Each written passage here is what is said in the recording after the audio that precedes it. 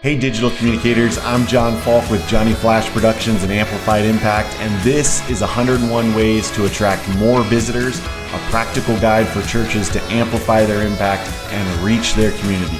Now let's amp it up. Number 27, shorten your name.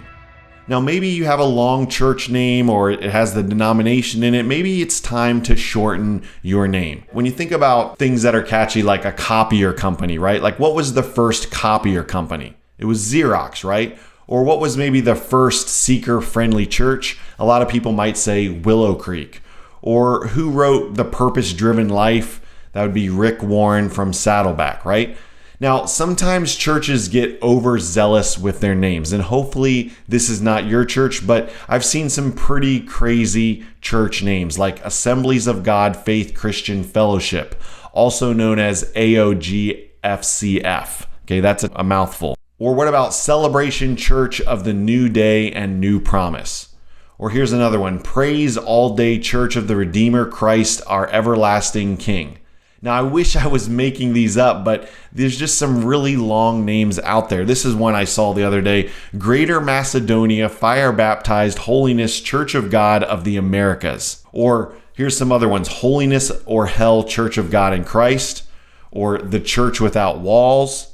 There's a church in Boring, Maryland called Boring United Methodist Church. Now, I don't know why you would put the city name in. If it was Boring, you wouldn't put that in the church name. There's the Entire Bible Church, as if the rest of our churches aren't using the entire Bible, but it's the Entire Bible Church.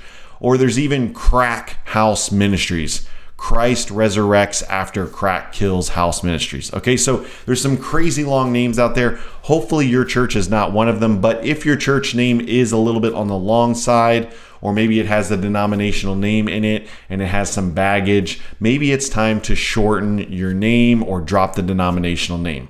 There was an article in the Washington Post about churches dropping the denominational name because they just felt like they had a little bit too much baggage, and so they were going with something that was a little bit more friendly. So examine your church name. Maybe this is something you need to talk over with your pastor or your leadership team and see if there's some baggage with the church name in the community or just in society as a whole, and whether it might be time to rebrand and rename your church or at least shorten the name, right? Like the church I was on staff at was Fairfax Community Church of God, and we eventually shortened it to Fairfax Community Church. And even though they're still connected to the Church of God loosely, it was just a way to kind of shorten the name and make it more non-denominational. In the next video, I'm going to show you how to tighten your branding. So whether you have a short name or you're thinking about shortening your name, I'll show you how to tighten your branding. Until then, amp it up. Make sure you subscribe to the 101 Ways to Attract More Visitors podcast in iTunes, Google Play, or on YouTube so you don't miss a video. Or visit us at amplifiedimpact.org/101ways and download the free 101 Ways ebook.